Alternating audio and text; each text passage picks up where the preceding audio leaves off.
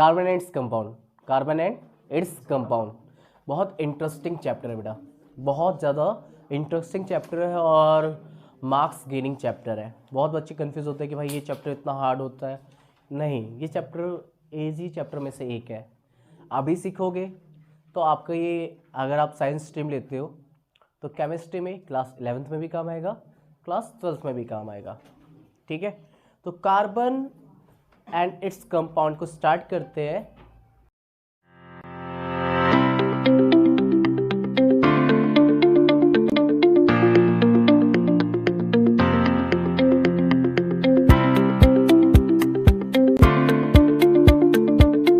Carbon है क्या? Carbon actually में अपने आसपास देखोगे तो आसपास सब ऑब्जेक्ट को देखते हो तो मैक्सिमम चीज़ें आपकी कार्बन से ही बनी हुई है। हमारी बॉडी के अंदर भी कार्बन है, इस मार्कर के अंदर जो प्लास्टिक है वो भी कार्बन है, और मार्कर के अंदर जो इंक है वो भी क्या है? कार्बन। बोर्ड के अंदर जो लकड़ी यूज हुई है वो भी कार्बन से बनी हुई है, हमारे कपड़े भी कार्बन से ही बने हुए हैं। अदर एलिमेंट्स भी होते हैं इनके साथ, बट कार्बन जरूर होता है। हमारे हेयर्स, बालों के अंदर भी क्या है? कार्बन। तो कार्बन आपको मैक्सिमम जगहों पे मिल जाएगा कंपाउंड्स की फॉर्म में, कंपाउंड्स की फॉर्म में। तो कार्बन इतनी सारी जगहों पे है कैसे? सिंपल सा, उसकी वर्सटाइल प्रॉपर्टीज की वजह से, कार्बन की वर्सटाइल प्रॉपर्टीज से की वजह से। चैप्टर का नाम है carbon and its compound. Hindi में कहते हैं इसे कार्बन एवं उसके यौगिक, कार्बन एवं उसके यौगिक। देखो, जो कार्बन है इसका एटॉमिक नंबर 6 होता है और मास नंबर इसका 12 होता है। कार्बन का एटॉमिक नंबर 6 और मास नंबर 12 होता है। कार्बन के आपको दो आइसोटॉप्स देखने को मिल जाते हैं। एक होता है C12 जिसका मास, जिस कार्बन का मास 12 होता है वो आपका क्या हो गया? C12। दूसरी तरफ हमारे पास है C14 जिस कार्बन का मास क्या होता है? 14 होता है, एटॉमिक नंबर सेम होता है। आइसोटॉप्स आपने क्लास 9th में पढ़ा था कि भाई आइसोटॉप्स नॉर्मली होते क्या है, जिसमें एटॉमिक नंबर तो सेम होता है बट मास नंबर क्या होते हैं? डिफरेंस। मास नंबर क्या होते हैं? डिफरेंस होते हैं। ठीक है, तो हमारे क्या हो गए? आइसोटॉप्स। तो कार्बन के कितने आइसोटॉप्स है? दो आइसोटॉप्स है। पहला C12 क्योंकि इसका मास नंबर 12 है, और दूसरा है C14 जिसका मास नंबर 14 है। क्लियर है? अगर हम इनके अंदर इलेक्ट्रॉन, प्रोटॉन और न्यूट्रॉन की बात करें तो कार्बन C12 के अंदर इलेक्ट्रॉन 6 होंगे, प्रोटॉन भी 6 होंगे, न्यूट्रॉन कितने होंगे? 6। और जब हम C14 की बात करते हैं, यहाँ पे इलेक्ट्रॉन 6 है, प्रोटॉन 6 है और न्यूट्रॉन 8 है। ठीक है, कार्बन की जब आप इलेक्ट्रॉनिक कॉन्फ़िगरेशन की बात करते हो, इलेक्ट्रॉनिक विन्यास की बात करते हो, तो ये क्या होता है? इसके फर्स्ट सेल में 2 इलेक्ट्रॉन, सेकेंड सेल में 4 इलेक्ट्रॉन। सेकेंड सेल में कितने electron? 4 electron. It means carbon की जो वैलेंसी कितनी है? वैलेंसी जो है कार्बन की कितनी है? 4 है। कार्बन की वैलेंसी 4 है, इसको हम कहते हैं टेट्रा वैलेंट। क्या कहते हैं? टेट्रा वैलेंट, मतलब चतुर संयोजकता। चतुर संयोजकता मतलब कार्बन की दो वर्सटाइल प्रॉपर्टीज होती है, उनमें से फर्स्ट प्रॉपर्टी आपकी टेट्रा वैलेंट है। टेट्रा वैलेंट कार्बन कैसा कंपाउंड है? टेट्रा वैलेंट है, मतलब इसकी वैलेंसी कितनी होती है? 4। इसी की तरह एक और कंपाउंड और है जिसकी वैलेंसी 4 होती है, वो है सिलिकॉन। क्या है? सिलिकॉन। सिलिकॉन की भी वैलेंसी कितनी होती है? 4। उसके भी आउटर मोस्ट सेल में 4 इलेक्ट्रॉन होते हैं। ठीक है, कितने होते हैं? 4। सिलिकॉन का अगर हम एटॉमिक नंबर देखें तो एटॉमिक नंबर सिलिकॉन का कितना होता है? अगर आपसे कोई बात करेगा तो सिलिकॉन का एटॉमिक नंबर हमारे पास 14 होता है, और सिलिकॉन का जब एटॉमिक नंबर 14 है तो जब आप इसकी इलेक्ट्रॉनिक कॉन्फ़िगरेशन करोगे 2, 8 एंड 4, है ना? तो हम हमारे टॉपिक पे आते हैं, कार्बन पे। हम कार्बन के बारे में ज़्यादा डिटेल में पढ़ेंगे। तो फर्स्ट वर्सटाइल प्रॉपर्टी क्या है? उसकी टेट्रावैलेंसी, चतुर संयुक्ता। ठीक है, नेक्स्ट आपको याद रखना है, कार्बन क्या कर सकता है, कार्बन दूसरे कार्बन के साथ कंबाइन होकर एक कार्बन की लॉन्ग चेन बना सकता है। क्या बना सकता है, लॉन्ग चेन बना सकता है। कार्बन की इस प्रॉपर्टी को कहते हैं कैटेनेशन, कैटेनेशन, जिसको हम कहते हैं श्रृंखलन। हिंदी में क्या कहते हैं, श्रृंखलन का गुण। ठीक है, तो what are the two versatile property of carbon, first tetravalency and second catenation. According to मतलब what is the meaning of tetravalency, it means इसके आउटर मोस्ट सेल में कितने इलेक्ट्रॉन है, 4 इलेक्ट्रॉन, 4 इलेक्ट्रॉन है मतलब 4 इलेक्ट्रॉन है, तो ये 4 इलेक्ट्रॉन लूज भी कर सकता है, गेन भी कर सकता है, बट ये ऐसा नहीं करता। ये क्या करता है, इलेक्ट्रॉन को शेयर करता है, किसके साथ, दूसरे एलिमेंट के साथ। और जब भी कोई कंपाउंड इलेक्ट्रॉन को शेयर करके बनते हैं उन्हें हम कहते हैं कोवैलेंट कंपाउंड। कौन से कंपाउंड कहते हैं, कोवैलेंट कंपाउंड। तो कार्बन क्या बनाता है, कार्बन आपका कोवैलेंट कंपाउंड बनाता है, क्योंकि वो इलेक्ट्रॉन को शेयर करके मतलब इलेक्ट्रॉन को दूसरे एलिमेंट के साथ शेयर करके एक कंपाउंड बना लेता है। वो इलेक्ट्रॉन को लूज भी नहीं करता और इलेक्ट्रॉन को गेन भी नहीं करता, क्या करता है, शेयर। अगर इलेक्ट्रॉन को लूज और गेन करके कोई कंपाउंड बनता है उसको कहते हैं आयनिक कंपाउंड। क्या कहते हैं, आयनिक कंपाउंड। बट हम पढ़ किसको रहे हैं, कोवैलेंट कंपाउंड्स को, क्योंकि कार्बन कंपाउंड्स हमारे पास कौन से कंपाउंड्स होते हैं, कोवैलेंट कंपाउंड। ओके, क्लियर है, बिल्कुल सिंपल। चलिए देखो, आपके माइंड में एक और क्वेश्चन आ सकता है कि सर कार्बन जो है उसके आटोमोस्ट सेल में 4 इलेक्ट्रॉन है, वो लॉन्ग चेन क्रिएट कर सकता है। अभी बताया भी हमने, इसके पास दूसरी प्रॉपर्टी क्या है, कैटेनेशन, है ना। कैटेनेशन के according carbon can create long chain of carbon with combined other carbon. Carbon दूसरे कार्बन के साथ कंबाइंड होकर कार्बन की एक लंबी श्रृंखला बना सकता है। सेम सिलिकॉन भी कर सकता है सर, सिलिकॉन भी ऐसा ही कर सकता है, क्योंकि उसके भी आउटरमोस्ट सेल में 4 इलेक्ट्रॉन होते हैं, मतलब वो भी इलेक्ट्रॉन को शेयर करके कंपाउंड बना सकता है और कार्बन की एक लॉन्ग चेन सिलिकॉन की एक लॉन्ग चेन बना सकता है। फिर भी वो ऐसा नहीं कर पाता, लॉन्ग चेन बनाता है बट एक हद तक। कार्बन कितनी भी लंबी चेन बना सकता है, लेकिन सिलिकॉन इतनी लंबी चेन नहीं बना सकता जितना कौन करता है, कार्बन करता है। सिंपल सा एक ही फर्क है बेटा, याद रखना कि जो सिलिकॉन का साइज है वो कार्बन के साइज से बड़ा होता है। देखिए, कार्बन अगर हम बात करें सेंटर में दोनों के न्यूक्लियस होगा, चाहे सिलिकॉन हो चाहे कार्बन हो, दोनों के सेंटर में क्या होगा, न्यूक्लियस। फर्स्ट सेल में कार्बन के 2 इलेक्ट्रॉन है, इसके भी कार्बन सिलिकॉन के भी फर्स्ट सेल में 2 इलेक्ट्रॉन है। सेकंड सेल में कार्बन के कितने इलेक्ट्रॉन है, 4 इलेक्ट्रॉन है।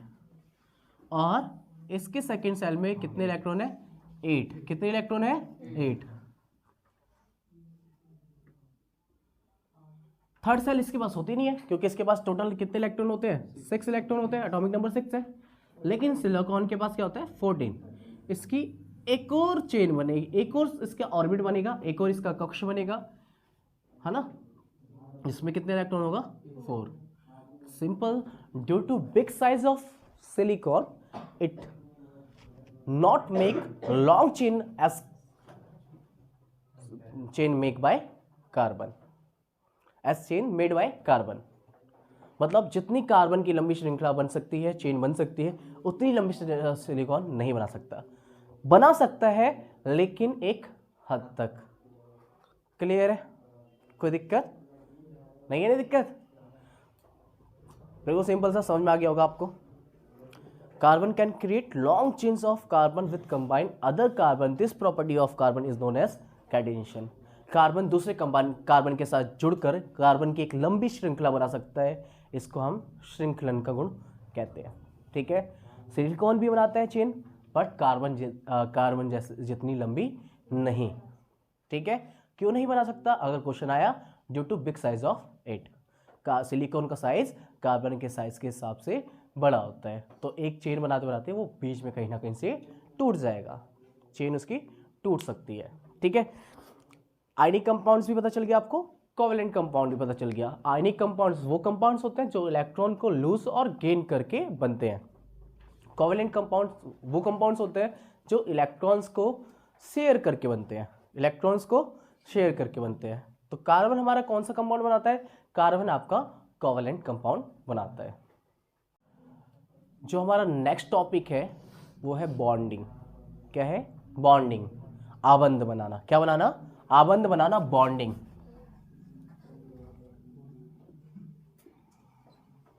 देखिए बॉन्डिंग यानी कि जो हम आबंध बनाते हैं, क्या बनाते हैं? आबंध बनाते हैं। ये बनता कैसे है?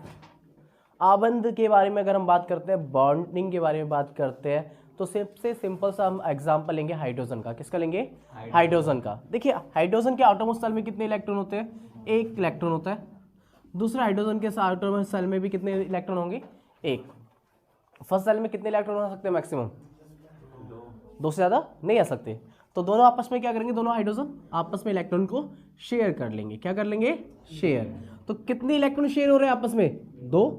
दो इलेक्ट्रॉन शेयर होने का मतलब है यहाँ पे कितना? Single bond. मतलब हमारे पास कौन सा बॉन्ड हो गया? ये सिंगल बॉन्ड, सिंगल बॉन्ड। दूसरी तरफ हम एग्जांपल लेंगे ऑक्सीजन का। ऑक्सीजन के आउटर मोस्ट सेल में कितने इलेक्ट्रॉन होते हैं? 6 इलेक्ट्रॉन्स होते हैं। कितने इलेक्ट्रॉन होते हैं? 6। दूसरे ऑक्सीजन के भी आउटर मोस्ट सेल में भी 6 इलेक्ट्रॉन होंगे। तो ये क्या करेगा? इसको 2 इलेक्ट्रॉन की जरूरत है, इसको भी 2 इलेक्ट्रॉन की जरूरत है। तो दोनों आपस में 2-2 इलेक्ट्रॉन क्या कर लेंगे? शेयर कर लेंगे। 2-2 इलेक्ट्रॉन आपस में शेयर कर लेंगे। टोटल इलेक्ट्रॉन कितने शेयर हो रहे हैं? 4। जब 1 पेयर इलेक्ट्रॉन शेयर हो रहे हैं तो मतलब single bond, 2 pair electron share हो रहे हैं तो डबल बॉन्ड। तो ऑक्सीजन के बीच में आ गया हमारे पास डबल बॉन्ड। थर्ड एग्जांपल हमारे पास नाइट्रोजन ले लीजिए। पहले इसको लिख लेते हैं, डबल बॉन्ड है ये। कौन सा बॉन्ड है? Double bond. हिंदी में द्विआबंध कहते हैं इसको। सिंगल बॉन्ड को एकल आबंध और डबल बॉन्ड को द्विआबंध। ठीक है। इसी तरीके से नाइट्रोजन की जब हम बात करते हैं, नाइट्रोजन के आउटर मोस्ट सेल में कितने इलेक्ट्रॉन होते हैं? 5।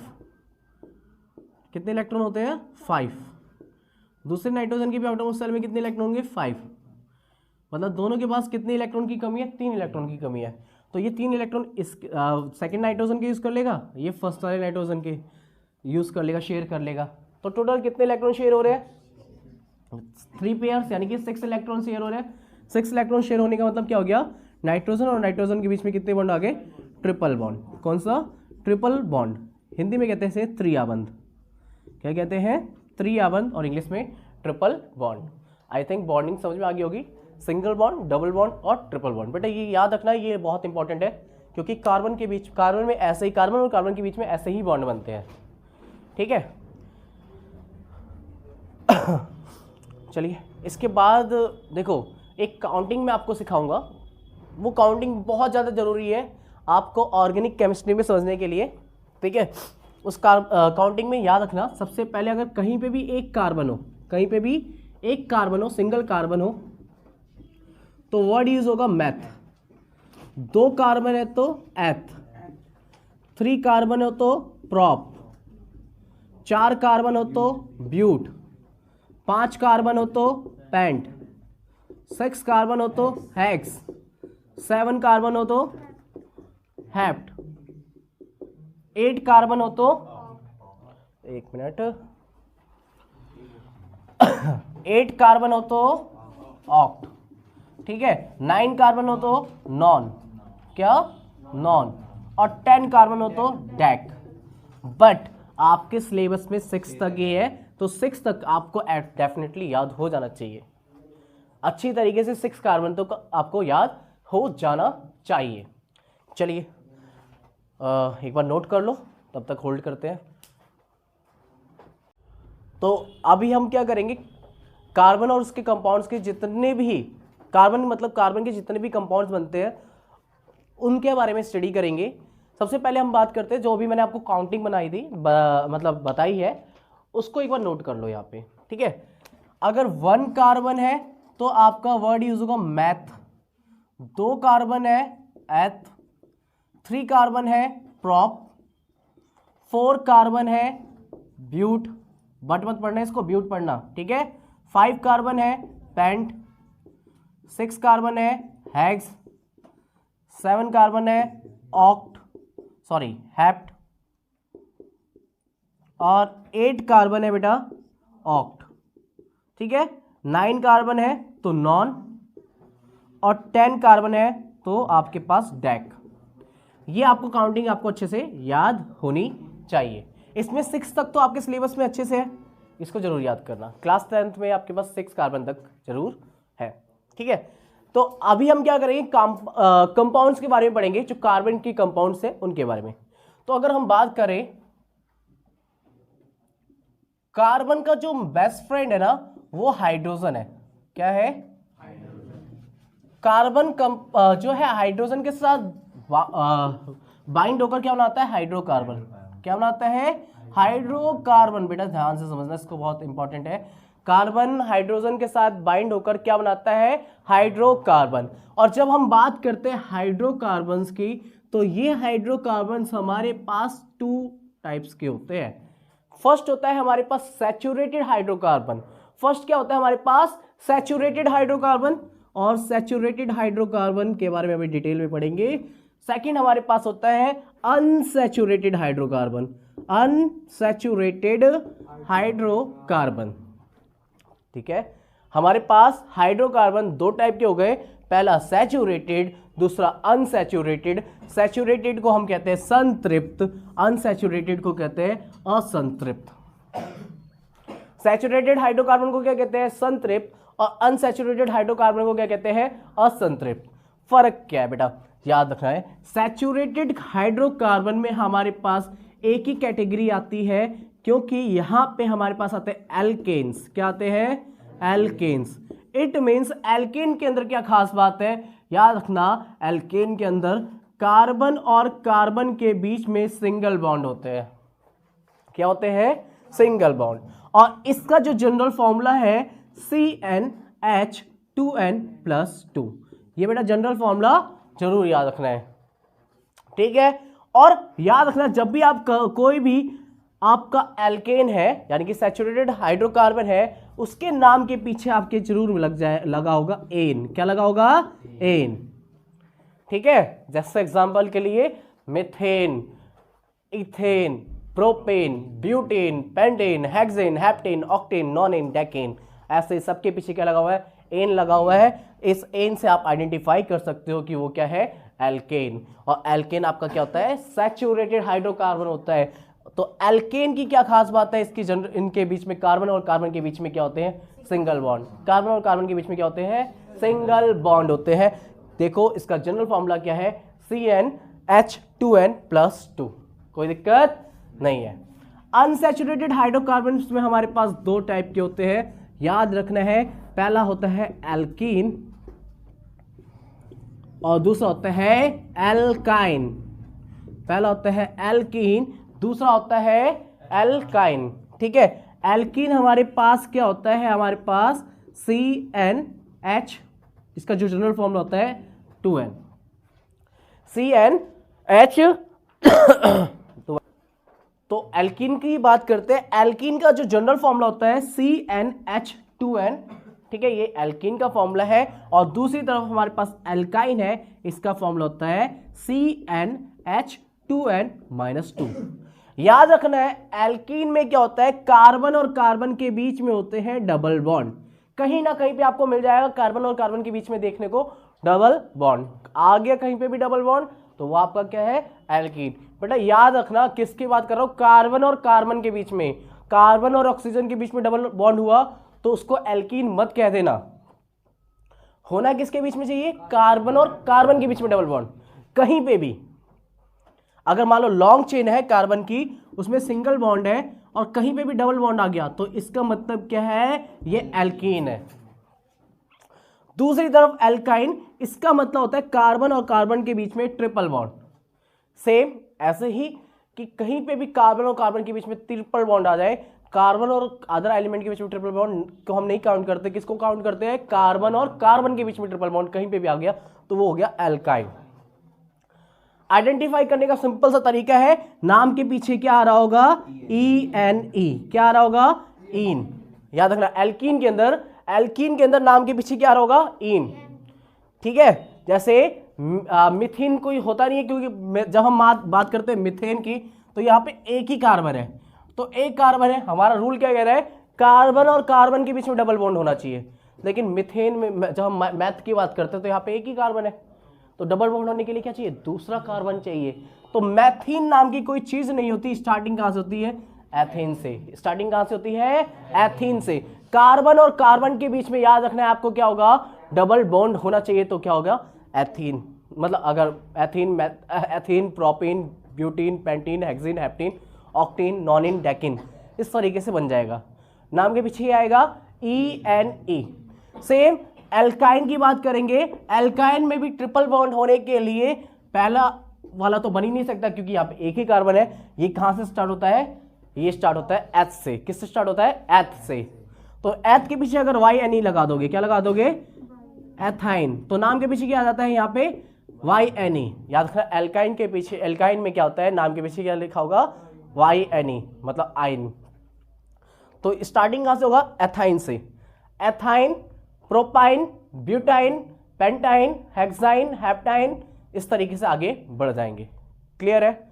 और सुनिए, सैचुरेटेड, क्योंकि हमने हाइड्रोकार्बन को कितने में डिवाइड करा है, दो पार्ट में डिवाइड करा है, सैचुरेटेड और अनसैचुरेटेड। सैचुरेटेड की जब हम बात करते हैं तो सैचुरेटेड हाइड्रोकार्बन को जब आप बर्न करते हो, सैचुरेटेड हाइड्रोकार्बन को जब आप बर्न करते हो तो ये प्रोड्यूस करता है क्लियर फ्लेम। क्या प्रोड्यूस करता है, क्लियर फ्लेम, स्वच्छ ज्वाला। हिंदी में याद रखना, क्या कहते हैं इसे, स्वच्छ ज्वाला उत्पन्न करता है, clear flame, without smoke. Without smoke, याद रखना, इसमें कोई भी स्मोक नहीं होता। मतलब हमारा जो सैचुरेटेड हाइड्रोकार्बन है ये गुड फॉर बर्निंग पर्पस, इस जलाने के तौर पे ये अच्छा है, जलाने के तौर पे अच्छा है, क्योंकि ये स्मोक प्रोड्यूस नहीं करता और क्लियर फ्लेम देता है। ठीक है। अनसैचुरेटेड हाइड्रोकार्बन्स की क्या खास बात है, it produce when you burn it, जब इसको आप जलाओगे, व्हेन यू बर्न इट, जब आप इसको जलाओगे, इट प्रोड्यूस येलो फ्लेम। कौन सा फ्लेम प्रोड्यूस करेगा, yellow flame with smoke. With smoke, किसके साथ, स्मोक के साथ पीले रंग का क्या प्रोड्यूस करेगा, ये फ्लेम। ठीक है। मतलब जो अनसैचुरेटेड हाइड्रोकार्बन है, असंतृप्त हाइड्रोकार्बन है, ये क्या, इसको जब आप जलाओगे तो पीले रंग की ज्वाला उत्पन्न करेगा, धुएं के साथ। बिल्कुल सिंपल, आसान है, कोई दिक्कत नहीं इसमें। एक और डिफरेंस आ जाता है सैचुरेटेड का हाइड्रोकार्बन में, they are not good for health when you eat it. जब आप उसको खाओगे तो ये अच्छा नहीं है। Saturated hydrocarbons are not good for health.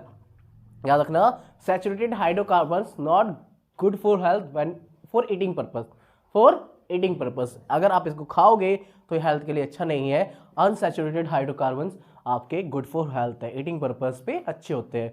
मतलब सिंपल सी बात है, सैचुरेटेड जो हाइड्रोकार्बन्स है वो एनिमल फैट्स के अंदर होते हैं, तो अच्छे नहीं होते खाने के लिए। और अनसैचुरेटेड किसमें होते हैं, वेजिटेबल्स, ऑयल्स वगैरह के अंदर होते हैं। किसके अंदर, वेजिटेबल ऑयल्स वगैरह के अंदर होते हैं, तो ये अच्छे होते हैं। क्लियर है, कोई दिक्कत नहीं इसमें। समझ में आया ये आज का सैचुरेटेड और अनसैचुरेटेड। चलिए इसके आगे अभी डिस्कस करेंगे हम लोग। किसके बारे में डिस्कस करेंगे, हम इसके बारे में डिटेल में स्टडी करेंगे। एल्केन, एल्कीन, एल्काइन, इसकी बॉन्ड स्ट्रक्चर के बारे में डिस्कस करेंगे। इसके अंदर जितने भी कंपाउंड्स आते हैं एल्केन, एल्कीन और एल्काइन में, उसके बारे में डिस्कस करेंगे। उनकी बॉन्ड स्ट्रक्चर के बारे में डिस्कस करेंगे। इलेक्ट्रॉन डॉट स्ट्रक्चर के बारे में भी डिस्कस करेंगे। ठीक है। तो बाकी का जो पार्ट है इसका मतलब जो कि आगे की स्टडी है हम नेक्स्ट पार्ट में करेंगे। फिलहाल के लिए आज यहीं पे ख़त्म करते हैं। Tata, bye bye, good luck. ठीक है, all the best for your exam, और अच्छे से पढ़ते रहिए, नंबर लाते रहिए। ठीक है। और अगर वीडियो पसंद आए तो चैनल को लाइक, शेयर और सब्सक्राइब भी करिए। चलिए।